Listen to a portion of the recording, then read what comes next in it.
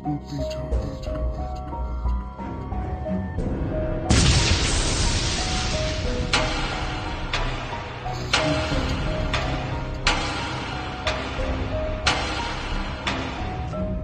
Buzz Radio is proud to present Girls vs. Ghost Media's Spoopy Talk with Madison Smith from Madison Paranormal.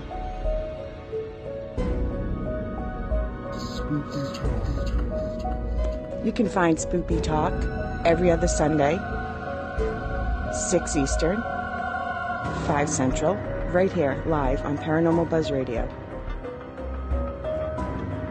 Be sure to join in the live interactive chat by going to Spreaker.com or downloading the Spreaker app for all devices.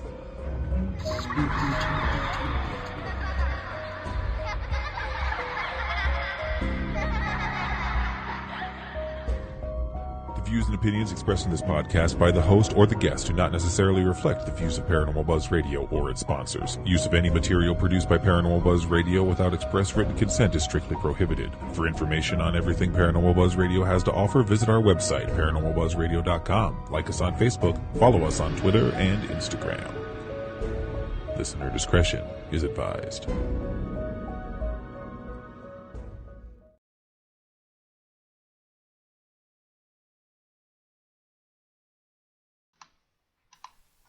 Here's your host, Madison Smith.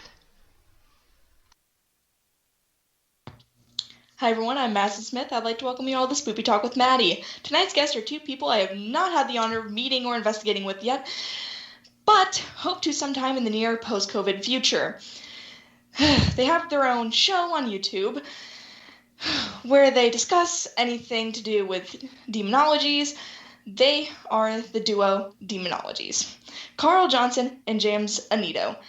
Hello, welcome to the podcast. Hello, thank you. Good to be here, Madison Smith. Yes, Yes, definitely. I know you're rather sad because your practice was canceled, and that just broke your heart. You don't get to see your wonderful friends and teammates, but they'll be next time. Yeah, I'm kidding. I'm being sarcastic. Hold up, I have friends. Since when? I know you have friends. We're your friends. We will be your friends now. Oh yeah. Welcome to my birthday party, guys. Don't forget invited. We'll be there. We'll be your entertainment if you can't get the clown. We got this. Yeah. Don't even ask why I have them. Yeah, well, I was going to ask, but I won't now. Yeah. I have not eaten all day, so. Oh. Pretty fun. I don't know if I did eat a little bit. We've had chocolate. We're having chocolate now. I just got a little bit hungry, so. It keeps us psychic. You know? Keeps us psychic. Psychically sensitive if we have chocolate. Yeah. Honestly, I wish. I want chocolate so bad. But no. Well, we're sending you one right now, right? I don't have any chocolate here to catch it. Could you imagine if that worked? Could you imagine if this was like Star Trek or Futurama? You could just blip we penetrated a quantum rift and threw that candy through to her. But then we should get stuff back. She got to give us chips, you know. Yeah, chips and queso looks like, or cheese dip. Got you. Honestly. Yeah. So what do you want to know about us? We're very serious people, as you can hear. We're grim. Totally. Yeah. Right. So before we people in the comments, if you have any questions, go ahead and ask them. You know. For a second, I could hear myself echo, so I was like, all right. So the starting off question that everyone gets, how did you get into the paranormal field? We have heard that before. Well, we're similar in our case histories, but mine uniquely is I grew up in a haunted house out in rural Rhode Island, and since strange things were happening there, I wanted to know why they were happening, and you just think ghosts. The ghosts are doing that, and it seemed as simple as that, but it was very interesting. Not that things happened every day. Most days were business as usual. Sometimes things get a little freaky in that house when furniture would move on its own and hear rappings on the wall, and I used to see the spirit of a lady down in the basement, Yeah, so we knew something was up. So what did I do about that? I started to play on a Ouija board, the spirit board, with my sister, which probably only increased things, but it was an interesting time. And then it seemed to cease at a certain point. So that got me very interested. And then I saw that there was a couple presenting a lecture on paranormal investigation at Rhode Island College in Providence. So I wanted to attend that. I was 17 years old. It turned out it was being given by Ed and Lorraine Warren. You probably have heard of them. And so I went and saw Ed and Lorraine. And I remember sitting there and I said to myself, that's who I want to be when I grow up. And so I met Ed and Lorraine and started a friendship with them. So that's basically how I got into it. It turned into demonology when I started to be invited to the more severe cases, the more malevolent situations where it seemed to be hostile presences. So that's how I became a demonologist. Mm. So, James, you? Yeah, unlike Carl, I did not grow up in a haunted house. I, at a young age, did have an experience with my aunt showing me a picture from one of their vacations at a bed and breakfast, and it had like this ghostly figure. They thought, they knew my interest with the television shows and the books. But my experiences actually began with questioning God and going the theological route, because I really had a traumatic childhood. And my traumatic childhood really made me question if there was a higher power, because I think a lot of people in a very dark place tend to question these things because they always want to blame something other than what's been presented in their life or what they've done. So, I blame God. And it really, in a long stretch, 15 years now, if not longer, of course, being involved in the paranormal field physically, in an applied sense of studying, investigating, and documenting actual physical cases. But yeah, mine was from traumatic experiences as a child of a non-paranormal nature. And really what kind of led me from God and questioning God to ghosts and spirits and angels and demons was the fact that God's such a large spectrum. Mm-hmm. If you could solely focus on one thing, maybe it would be easier to penetrate that big bubble. So I got into trying to understand the afterlife, and have been in it ever since. So it's been a deep love of mine. And like Carl said, he's a demonologist. I am a demonologist as well. And what really got me into demonology was this man sitting alongside me, on the side of me, and of course other things, but it was more so working with Carl, and I was tech manager 10 years ago, a group called Beyond the Veil Paranormal. So that's how we got interested. That's how we got hooked on paranormal research and demonology in particular. Mm-hmm. And we define demonology as the systematic study of the lore and cultural traditions of wicked spirits. So we're looking into, bad ghosts, basically. Funsies. Round of applause, everyone. Wow. All right. So, Shay does have a question. How did they meet? How did we meet? On a subway. James was picking my pocket. No, I'm kidding. We have gallows humor. We have to banter a little bit. Actually, that is how we met. That James became the tech manager of a group Beyond the Veil Paranormal. I was involved in a full-blown demonic case in Orange, Massachusetts, and James was friends with one of the team's founders, Andre Correa. Andre and I were working together on this case, along with several others.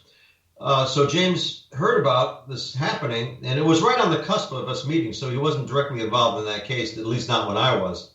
So James and I were introduced, we hooked up, and we needed a technical manager for our team, and I knew we could use one. So that's how James and I became better acquainted, and I told him all about my experiences in that demonic case. And actually, that situation was documented for an episode of the Haunted series, titled Demon Attack. So if you ever see that on YouTube, Demon Attack. Unfortunately, it was just when I met James, so he's not in that episode. No. But it was that's pivotal to our history because that was just on the cusp when James and I were becoming associated with each other. I heard about James. He heard about me. We had not met yet, but James met my brother, Keith, first. And they started talking shop. James was the manager of the electronics department at a Walmart. And that's how Keith and him met, because Keith was looking for detecting equipment. So James and him started talking, and then shortly after that James and I met too. Yeah, and in a modern sense, we did distance each other away from each other due to life, not because we hated each other, and not because of social distancing, because that wasn't around then. Was around then, but in a modern sense, we did go from a period of time of working together on an investigation group team, but then there was a lull. There was a time period that I had done my own thing, Carl had done his own thing.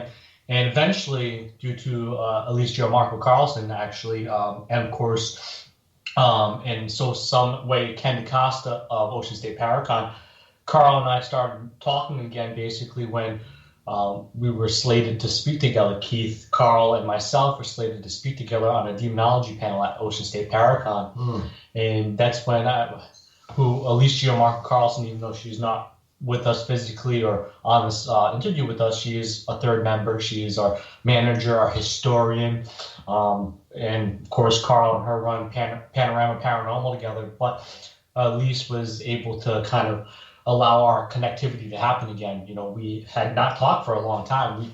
It paces through email and stuff like that. But she was like, "Oh, who's that?" That's when Carl said, "Oh, I know him."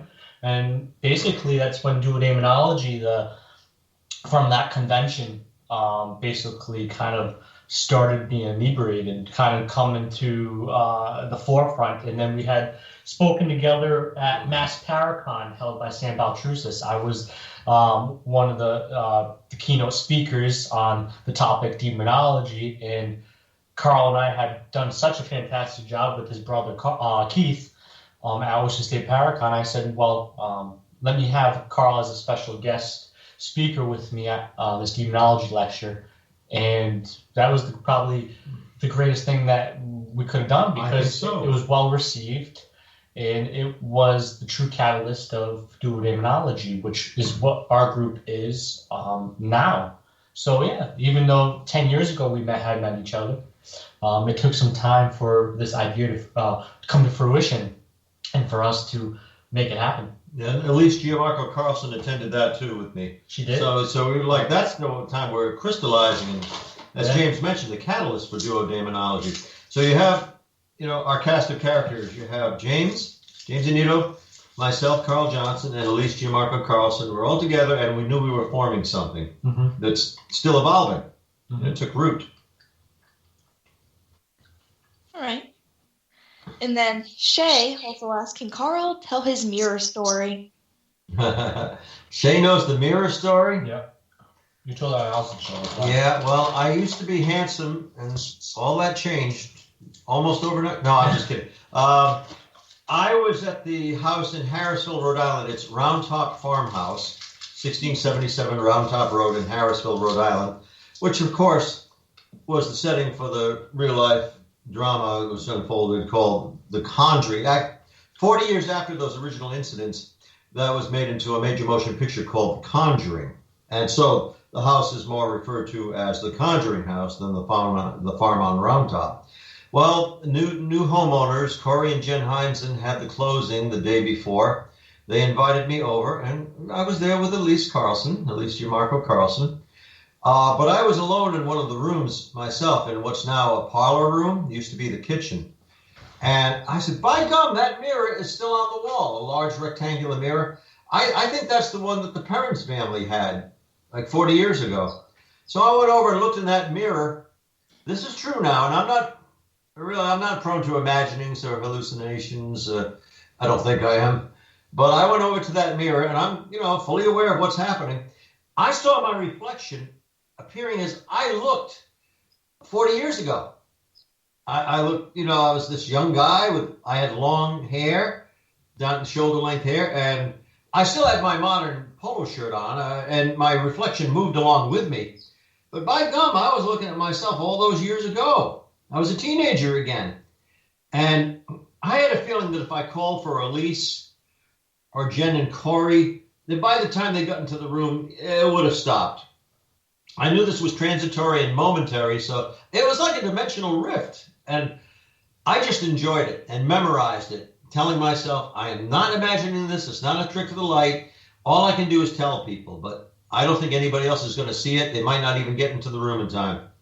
So I looked at that for a full, I'd say 90 seconds. Finally, I said, well, that's enough entertainment. But I got to convince people I'm really seeing this, and I saw this. What a bummer it was when I looked at another mirror. They have a long mirror in the bathroom, and it's no, it's I'm not younger. I'm me. But it was such a metaphysical and time paradox. Yeah, it was a time paradox. Yes, it was a transcendental experience to actually look back in time and see myself. Because I see myself in some pictures, but now I'm looking. That's the mirror I looked in 40 years ago, and that is an absolutely true story. I've experimented with that. It's not a trick of the light. Now, several months ago, we had a guest to our state, Mike Ricksecker, who has his own show and is an author, paranormal researcher. And Mike and I and Elise experimented with that mirror, and Elise started seeing her reflection darken. That was strange. Mike saw his kind of blur and distort. I mean, we're cognizant, aware adults, so we're looking at, and there's something about that mirror. And I tried it again. I could not be younger again. That's the only time that happened. Sometimes my reflection looked a little strange in it, like my features seemed to alter. But the only time I looked younger was that first time in 40 years that I looked in that mirror. So mirror, mirror on the wall, it's a magic mirror there. And maybe it just has another reality that's captured in that mirror. And through quantum mechanics, principles we can't yet explain or understand, that's how it transmutes the reflection. That's how it interprets your reflection. So that was freaky. I wish I had photographic evidence of it.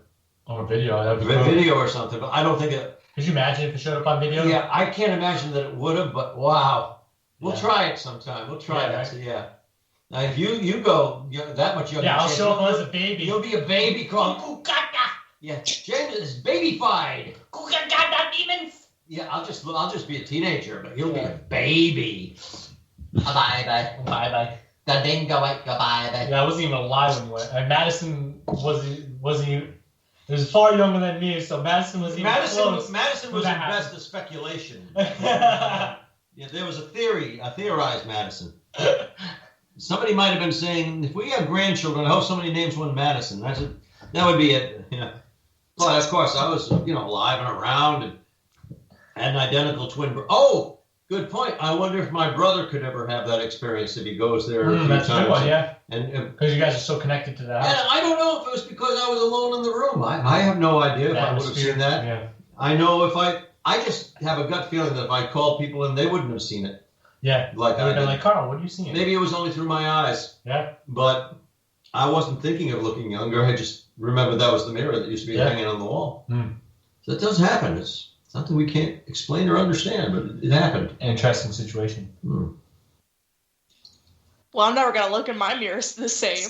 Like, you might get older. Huh. Yeah, you might pull a Benjamin Button over there. Like Brad Pitt. Yeah. I bet you if I look in that mirror, if I waited out another 10 years, I bet you I'm going to be older when I look in that mirror. We're seeing a mirror. There's your mirror. Look, there you are. And yes, I do. Look outside me. I'm decorating it right now, so. Oh. Why not? This is why I'm a disappointment. No, you're not. No, you're not. We should send you a poster of us so you can hang. Remember we used to do that back in the 1980s and 70s. The girl, well, it was a girl thing mostly, but, they have I had one of the Incredible Hulk and Batman. You get posters, you'd have like a 3 foot by 2 feet poster, basically, and you'd put it up on your wall. And we can send you a Daemonology. Yeah, Daemonology, one of us. You don't seem like you have much space to hang things in your room right now. No, I don't. Yeah, but, Oh, there it is. Let's see if my cord will reach that far. You can put it on your ceiling, though. You're getting technical on us. What poster do you have? Wow. That's not a poster of us, is it? No, it's a Ghostbuster poster. Oh, nice. Close. Still in the wrapper, but... Yeah, I noticed you preserving You call me Egon as Bankman? I'm Egon, thank you.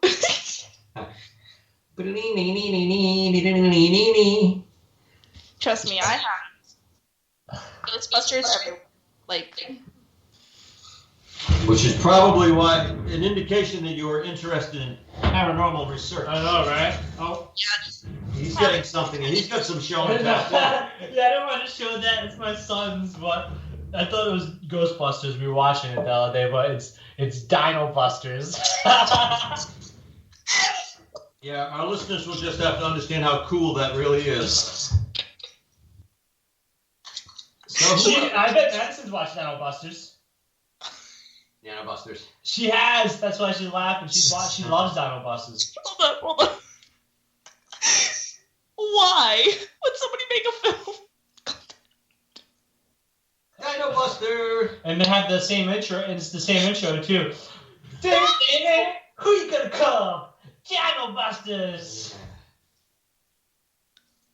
So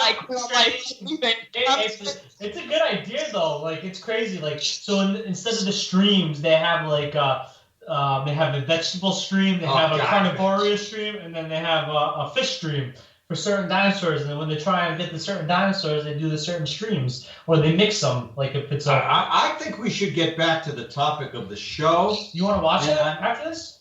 No, maybe. Ghostbusters now. I'm curious. Like. Don't we have listeners who want to hear about our myriad experiences in this realm? All the haunting things. You know, and a lot of demonology is the same with other branches of paranormal research. It's sitting and looking for evidence, listening to your audio recordings, looking through your photographs, seeing if there's anything unusual, interviewing people. Yeah. You know, writing. A lot of it is pretty mundane. But we, of course, also deal with many different... Well, of course, paranormal investigator could as well. But we're more inclined to deal with other specialists. Yes. Certain other fields like photographers, psychotherapists, psychologists. Yeah, how much goes into this multifaceted field of paranormal research? You need somebody, people with a knowledge of electric wiring, you know, and computer programming and computer paneling. Psychology, the psychological aspects come into it. You know, it's not just the ghost comes in and bothers people. There's some sort of invitation. Yeah, there has to be something rooted in the person's psychology, we believe, and it's borne out with our experience. You know, and you need like a different, it's multifaceted. Different disciplines contribute to this. And there's the interview process when somebody comes to us with a paranormal situation that seems malevolent. There's an expansive interview that's conducted. We have a questionnaire we distribute. Get to know the person.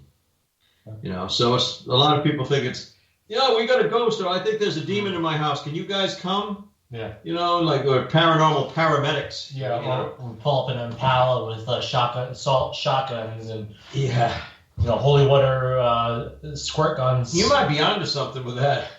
Yeah, I wish it was that simple though. I wish that we could just show up and like be there, and like Constantine, and but we need funding for that for one thing. You know, like.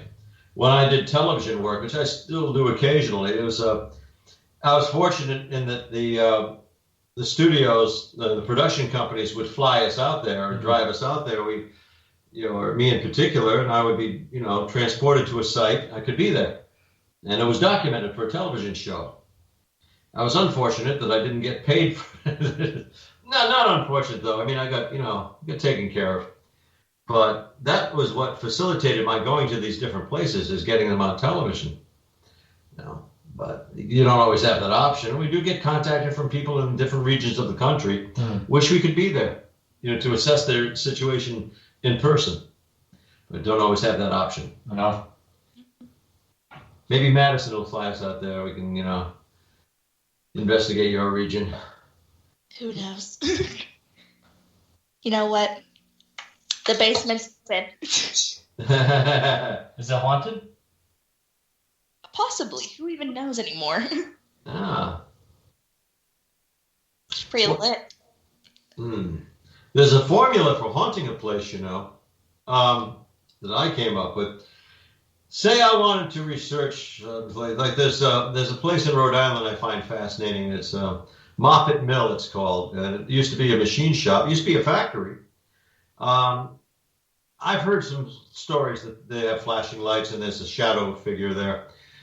Now, if I wanted that place to be really haunted, what I would give tours there or ghost hunts, what I would do is I'd research the area and find out, was there ever a loss of life in that mill? Somebody drowned in the river nearby that was their power source. If not right around there, then radiate a square mile. Did somebody die there that resulted from an accident in the factory, or somebody drowned in that river? All right, go out 2 miles. All right, here's somebody died there at 18 whatever. And then bring a psychically gifted person, like a medium, into the Moffett Mill. I said, do you get any feelings? But I'd be surprised if he or she didn't feel something, pick up on something. Then bring in an audio recorder. And chances are, you ask enough questions, you're going to get a disembodied voice recorded, an EVP, electronic voice phenomenon. So then you can legitimately say that the mill is haunted. Here's a spirit voice. The medium felt something. There was a death associated with the site. And you've got your haunted site. That's the formula if you really want a place to be haunted. It's a lot of effort. If your purpose is to give ghost hunts. Sometimes many, many, many, many times of documenting until you get that AVP. And even with all that effort, you might not find anything. Nothing, yeah. But, that is it's reportedly haunted. The staff says it's haunted. It's not officially haunted, but the staff reports things. Yeah, see, like my friend just posted, she's a doctor in psychology, and she's like, I woke up at 3 a.m. and was wondering, why aren't there ghost dinosaurs? What? Sorry? Why aren't there ghost dinosaurs? Well, I heard a case, and I cannot remember who reported, that somebody saw what they took to be a Tyrannosaurus Rex. Really? Somebody saw, like a time displacement, somebody saw the apparition of a T-Rex. Could you imagine that? Described it as, its colors were white and, white in the front, and had like a dull ochre yellow color to its hide. Its, back and the rest of its body. And I want to know if it looked more like as we take them to look now, not necessarily standing upright. Yeah. But they saw some kind of dinosaur, so that's it seemed real. The way they described it coming out of there was this blur, this distortion in the atmosphere. Suddenly it took form, and then there was this thing there that he took to be a dinosaur, and then it vanished. So you wonder. So I'm glad I brought that up, because I've never heard that story. Yes, that's the only story I know of a ghost dinosaur, because supposedly, in some sense, these things exist, concurrent with our time frame. They're in the same space, but in a different dimensional reality. Yeah. So they're going on now. Yeah. It's just a layer. It's different, a different dimension. Why isn't there's dinosaurs in another dimension, though? Or maybe there isn't if we haven't. And what about people who suddenly disappear and inexplicably? Do some people penetrate that dimensional rift and they go into another time? Maybe they're around the dinosaurs. Yeah, right? Could you imagine? Heck of a way to go. It is. Death by T-Rex. Oh. But I don't think they survived very long. No, definitely. Because if somebody was transported back to the Triassic or Jurassic era, when these things lived, the atmosphere was different. So you'd have to acclimate to that. It was more oxygen enriched, which is why some of these dinosaurs achieved such titanic sizes. You'd have a different atmosphere. You'd have trouble breathing there. You wouldn't have shelter necessarily, and if you did, what kind of creature is living in that cave or under the palm tree? Well, you didn't have the coniferous trees that we have now. Things were different. You'd have a hard time if you went back. Trying to acclimate. Yeah. Man, there were so many predators. But it would be fascinating just to be able to go back into time and see what no human being had seen before. Yeah, definitely. Yeah. I know, we just got into dinosaurs again. I don't know why, I'm sorry. Boy, we are jumping topics here. Yes. But I keep Maybe we should become paleontologists next. Well, yeah, that's a discipline we haven't used yet. Archaeology, maybe. Yeah. See, I'm trying to lasso the topics back to the paranormal and the demonology. Because that's the fun about, not that it's all fun, but That's the fun about paranormal research. You can speculate, you can tie it into just about anything. Talking about dinosaurs. Well, some people say they have seen. One person saw the ghost of a T-Rex.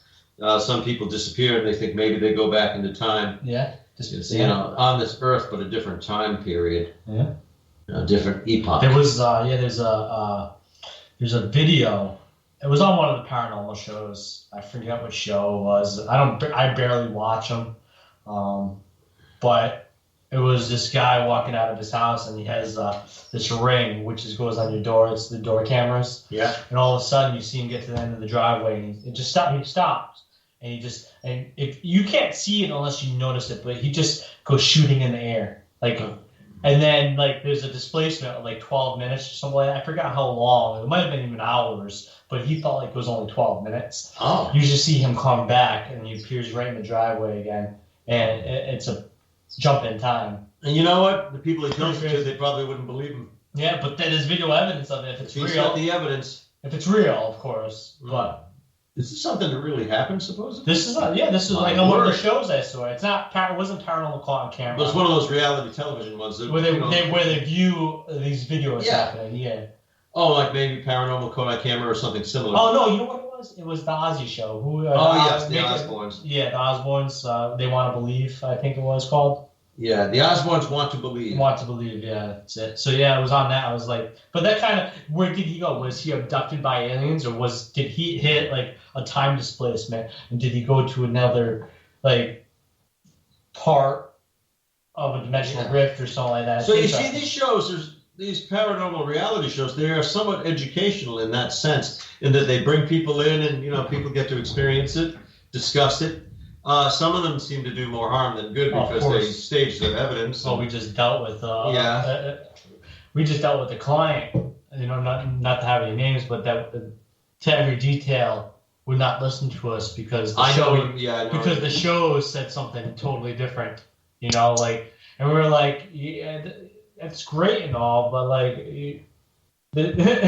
but yeah, so the shows have its good, but they also have, it's like a double-edged sword with it. Yeah, well, with these paranormal reality shows, you need to stay objective, and everybody must make up their own mind what they accept as genuine. Yeah.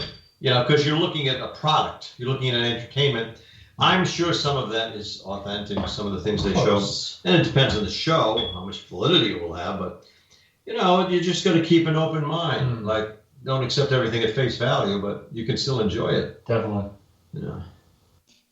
Does that answer your question? I think I'm going to go see a pterodactyl now. Yeah, I like pterodactyls. They might even be thunderbirds. Yeah. Well, that's even getting into cryptid stuff, which we do, even though we're demonologists, him and Elise have paranormal, so they dissect a little bit more of those cases. Me, I'm solo when I am part of Sanctuary Paranormal and I have a few groups I consult with, but we both dabble in the cryptids. Carl and I both had some time on 5 seconds of fame on finding Bigfoot. That's on our resume though, that we were both on Finding Bigfoot. But go ahead. Quite a long running series. Yeah. Actually, I was instrumental in that. You were creating that episode. I invited the BFRO team to come to Rhode Island to search for Big Rhodey, the resident Bigfoot in Rhode Island. And they never would have been here or known. In fact, the title of the episode is Big Rhodey. It starts off with Matt Moneymaker, the lead investigator, saying, "We're here in Rhode Island to look for Big Rhodey." And that was a fun experience. It was. But in the same token, talking about paranormal and ghost dinosaurs and stuff like that. But what is your take on Champ and the Loch Ness monster? Do you think those are dinosaurs? I think those are what I would term untrue truths. I think they are real for periods of time and then they cease being real. It's hard to accept the premise of a biological creature of that ilk and that size living in Lake Champlain. It's vaguely plausible, but I think they're real while they're real. The same with Bigfoot. They are real for a time. Yeah. I don't know if they transport to other dimensions or what happens to them, but and some people say that the Bigfoot can go underground, they tunnel. But Bigfoot is real while you're experiencing it, when you find evidence of it. Champ is real when it's sighted, And I'm not saying imaginal. I'm saying they're real for a time. Yeah, and what gets me to that, we have, not to plug our show, but our show Wednesday, we have Lloyd Auerbach. Oh, yeah, Lloyd Auerbach is coming on. Parapsychologist, professor paranormal. But one of the things that I've always wondered, and because of collective consciousness, which is a big thing, of course, ITC and the paranormal and parapsychology, which is global consciousness, they call it. But how about the idea that Lake Champ and Bigfoot are consciously created by humans? That's a theory I've been progressively working on. Instead of being non-corporeal entities, yeah, they are entities that we created that have a physical resemblance to them. And it's interesting that they look like creatures that did exist on this planet a long time ago. So maybe they're amalgamations. Maybe something that is created is drawing upon past realities and imprinting that reality in our time, imposing it on what we experience. I mean, you can guess all we want, but I was a Bigfoot hunter for some years and had remarkable experiences. You did? Never what I'd call definitive proof, but some high suggestions that this creature lived. I don't think they could. Some people would consider it proof. Oh yeah, I think that's hard to until you actually have a Bigfoot in your hands. Until like people have gotten footprints and certain other things. I've never had a Bigfoot in my hands. Yeah, it'd be pretty scary. Well, it'd be pretty heavy, yeah. Yeah, but no, I'm saying though, until one is captured. Like I hate to say the word captured because we're humans and we're sadistic, but until one is captured, I think everybody's always going to have. It's like seeing a plane crash. I don't want it to happen, but if it does, I want to be there and gawk at it. If a Bigfoot is captured or shot and killed, I'll feel bad, but I'll be let me see. Finally, proof that it exists. Yeah. And as far as cryptids go, these quasi-classified animals, I think the closest one to actually being proven is chupacabra. They have specimens of that. They do. Bigfoot, there are blood samples and fur samples. We just don't know. Bigfoot remains spurious. How can a man-like thing such as Bigfoot not be proven, not be captured or enough of the body? Hey. That's why it's called the World Hide and Seek Champion. Because you're not going to mistake Bigfoot for a bear unless it's really at a distance, But people think, so what does that have to do with demons? Well, in some form, devils could be evil creatures, and Pukwudgie, things that we have actually dealt with before in some form, So there's always a mixture. Even aliens, even though we're not ufologists, even aliens have some form of what we do, because hell, I worked on 2 cases. One case specifically that I brought MUFON involved. Yeah. There was similarities and thought pattern that this person is demonically possessed, but I get involved and I'm like, I don't think so. This is a little bit beyond my food chain here, and so we get involved with those kind of cases. Somebody might see this dark lurking figure in the shadows and think it's like a demonic shadow figure. And in fact, it could be maybe Bigfoot. So we get called upon these cases, and we do have to assess all sorts of different things. It's not always the same thing. Questions we get asked, like are aliens demonic or demons aliens? Yeah. Maybe sometimes. Yeah. Wish I knew. Hell, our friend Nathaniel Gillis, who just came out with the book. Yes.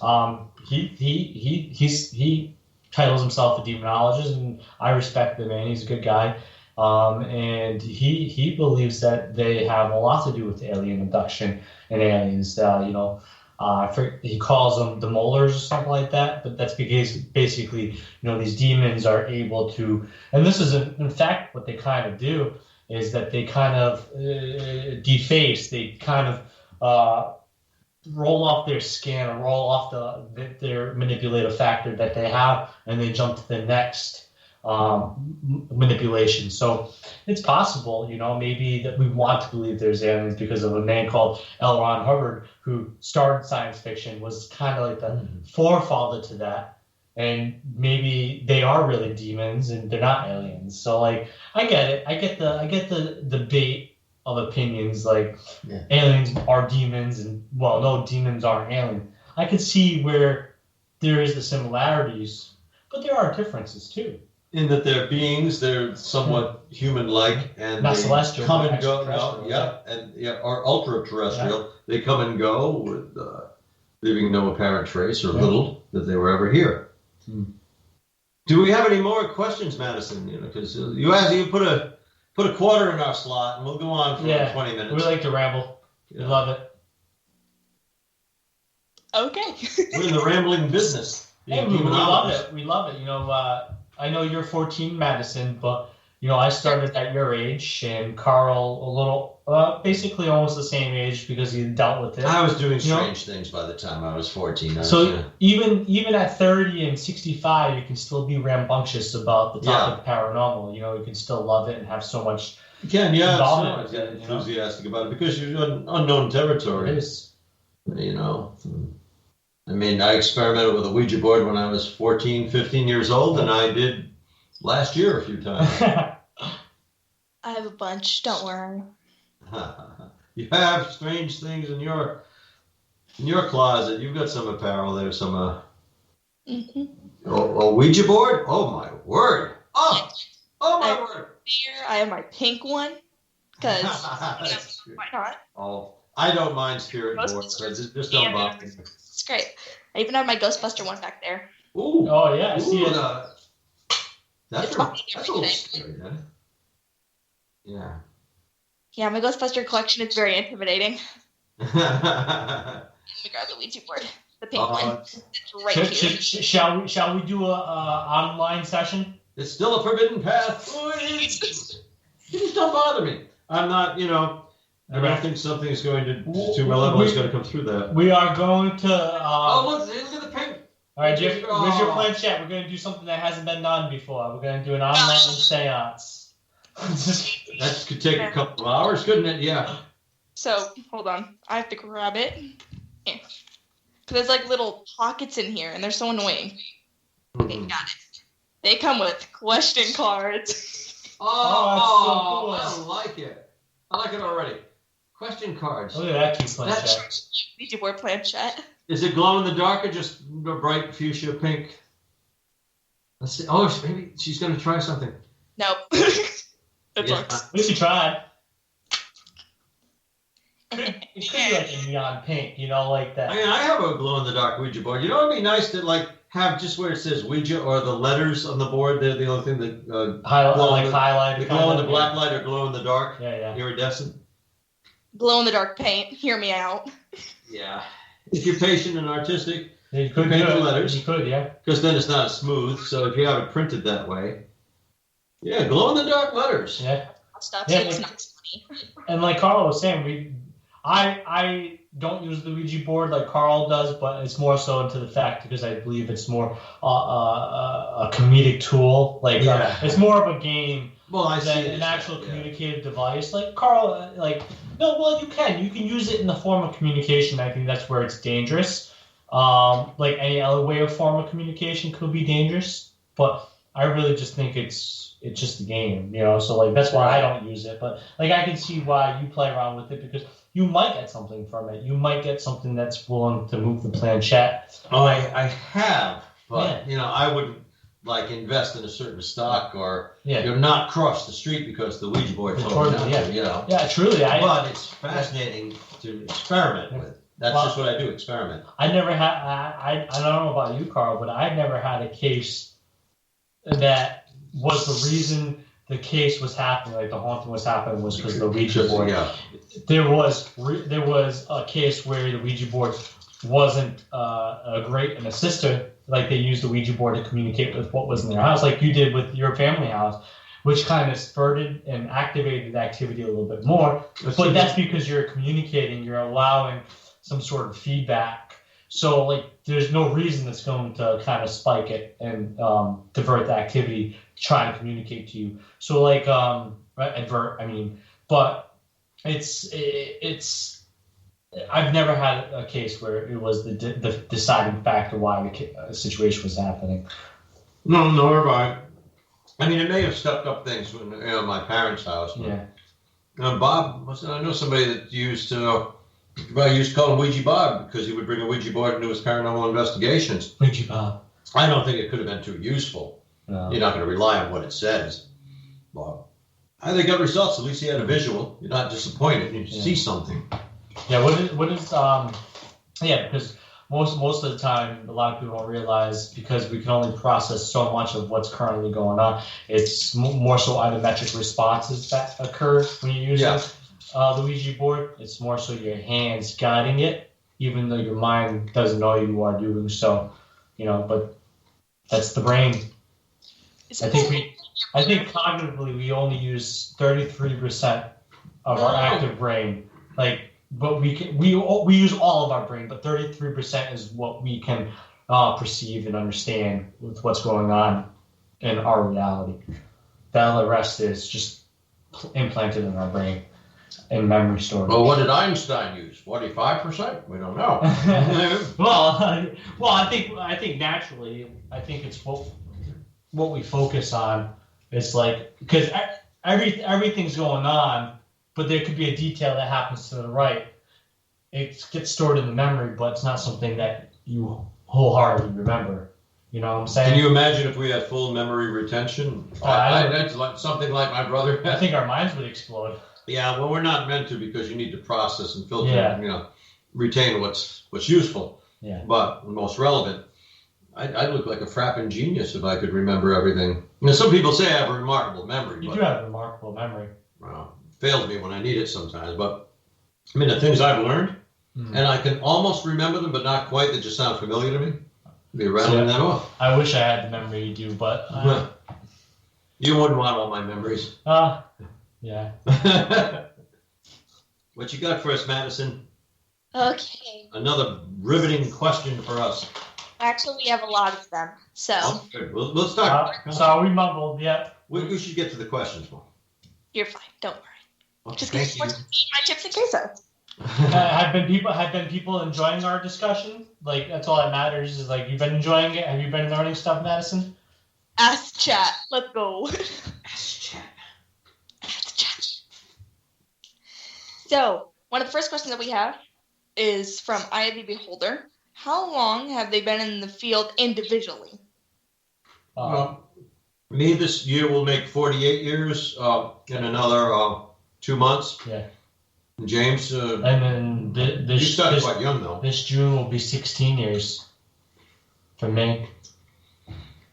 With Elisa, it would be hard to say. She's been involved for a few years, right? In paranormal investigation for the last 4 years, but 3.5 to 4 years. But she's always been reading and interested in such topics. So where they say she really began. Yeah, it's hard. I know people that are 36 and they said they've been involved for 30 years, which to me is impossible. But you can have a love that turns into they had dowsing rods for rattles or something. Yeah. But so going on 16 years and going on 48 years. Yeah. So that's a lot. Did you hear that? I'm going on 48 years. I hope I look good when I get there. 48 years of paranormal investigating and research. I would do it with my hair, but it's in my head. Your hair's punched back. Yeah, it's in my hood. Since I'm lazy and I don't want to style it today. So you keep your hair in your hood. Yes. Stay in the hood. Be safe. Oh yeah, you got some long locks there, long blonde. Yeah. It's durable. No. Especially with softball, Softball. Oh. I know somebody that wasn't too fond of softball and had to go for a while. That's Elise, of course. I never tried it, but something like that. No, we have a haunted cat coming up on the side. So we have another question, Madison? Oh, right.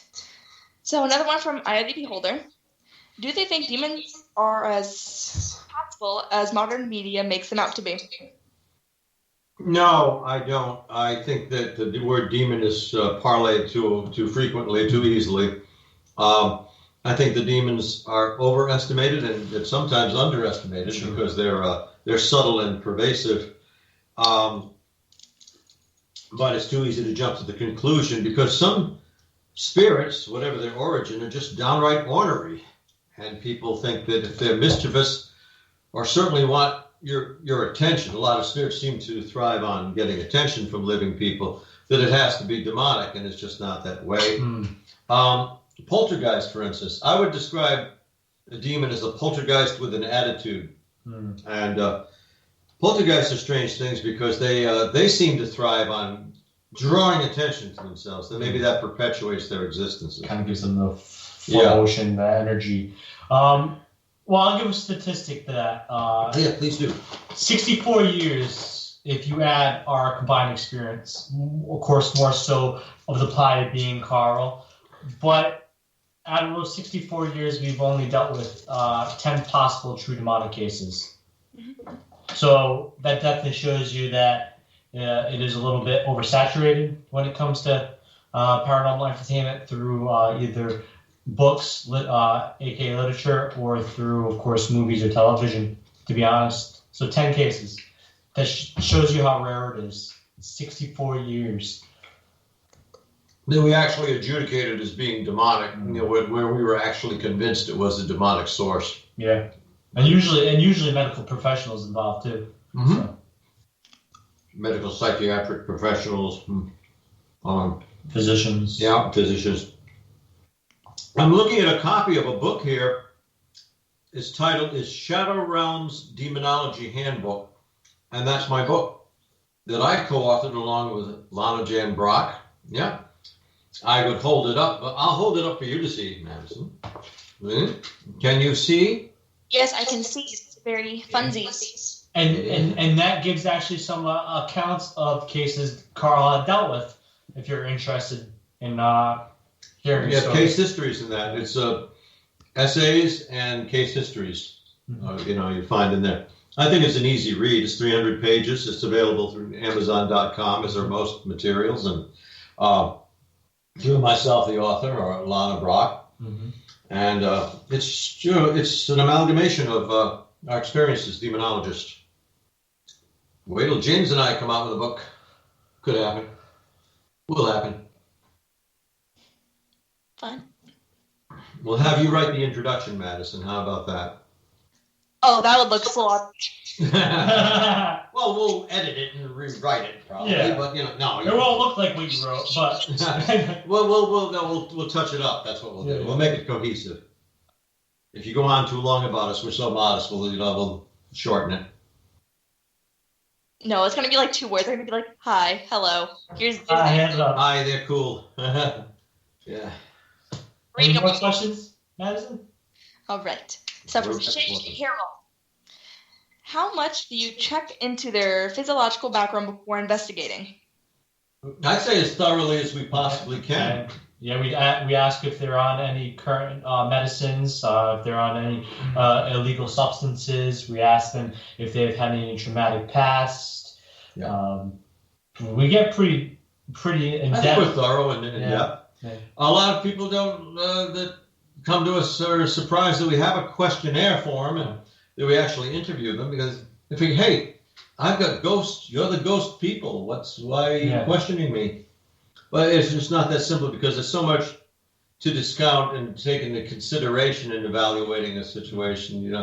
That does some of our work up front, so we're prepared when we go in, or go to someone's home. Yeah, Go ahead, sorry, Carl. No, I was just saying we want to know what we're addressing. Yeah. Maybe not all the evidence and everything, but we want to know where the people are coming from, because why wait to sort that out? And sorry, go ahead. I'm done. And in doing so, I from my personal standpoint, I don't know. This is not speaking for Carl, but from my personal standpoint, I think a high 90% of people that are either afflicted by a paranormal or a ghost or a demon, unfortunately, it's something to do with the mind. It could be paranormal in the realm of parapsychology, like ESP or telekinesis or psychokinesis. And resulting phenomena. But I definitely think a lot more has to do with the mind than these unseen forces that still exist by their own will or by their own creation of something else. And to me, that makes them nonetheless fascinating. Yeah, that doesn't denigrate the case or take away from it. If somebody's problem or situation is rooted in psychology, That's fascinating. And then they create actually a physical to form. create the haunting, produce the haunting, not contrive, but produce the haunting. An excellent tome by pioneering parapsychologist Nanda Fodor, The Haunted Mind. Yeah. You know, it tells how people, through obsessions, they will produce a haunting. Create like an echo. Yeah, and if somebody's demon is actually the set of associations, is that nonetheless real? Yeah. Could that not be possession or oppression? You know, just because there's not a lot of paranormal evidence. Yeah. You know, it's still a demonic haunting. It's still a form of possession. If And it it's goes still to that fascinating. stage. Yeah. Yeah, very fascinating.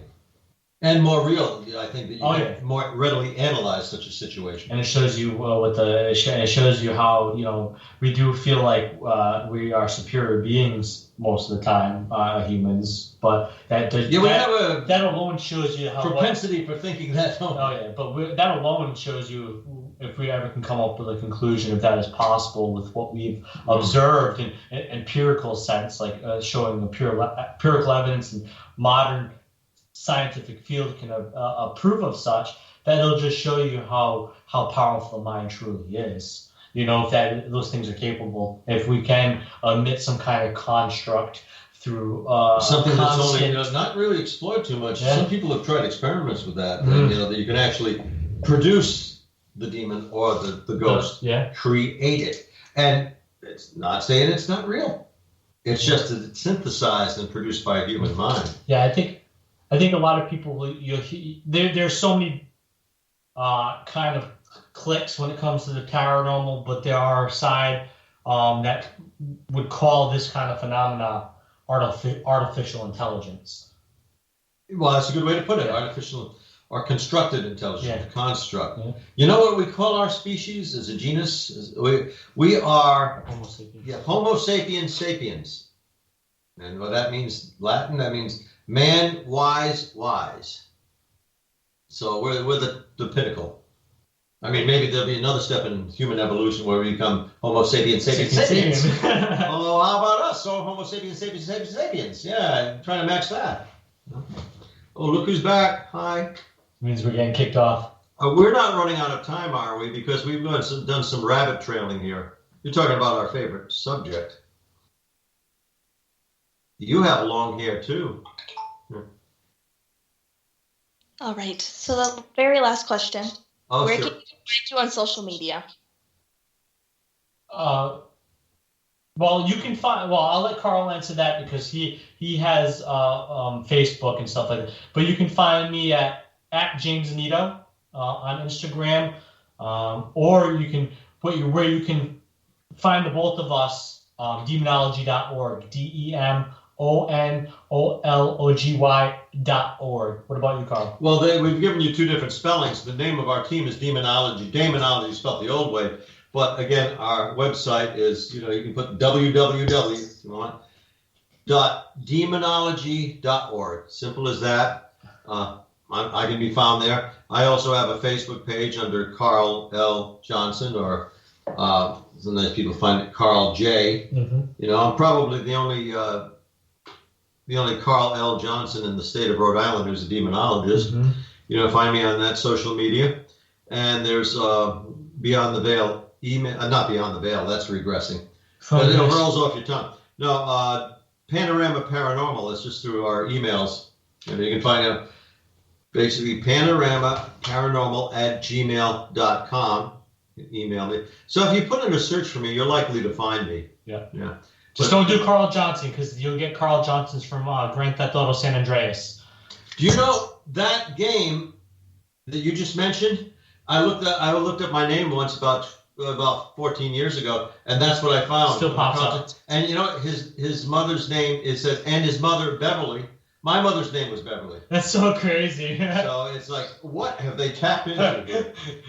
Rockstar thought of my trick. No. The next time I write my name, I'm probably going to put in that T because of what you just said. But the funny thing is, Elise is the president of the Johnston Historical Society. Look at that. It's kind of like, there's synchronicity right there. Yeah. Johnston, of which Carl L. Johnson is a member. All right. Well, I'm starting to see the Shadow Man right in the corner tell me that our show is almost over. I'd really like to thank you both for coming on, chatting with me. Well, I hope you'll have us on again.